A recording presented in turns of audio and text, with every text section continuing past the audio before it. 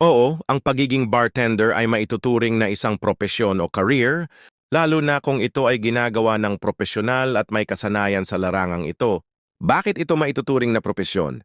O tat may espesyalisasyon. Kinakailangan ng kasanayan sa paghahanda ng inumin, mixology, customer service, at bar management.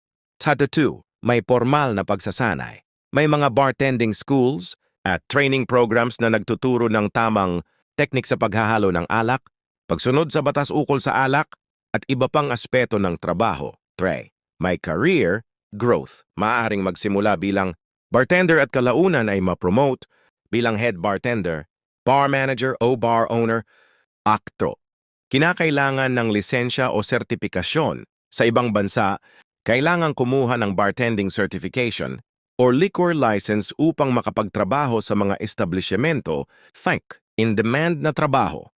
Malaki ang demand para sa mga bihasang bartender sa mga hotel, bar, cruise ship at iba pang hospitality industries.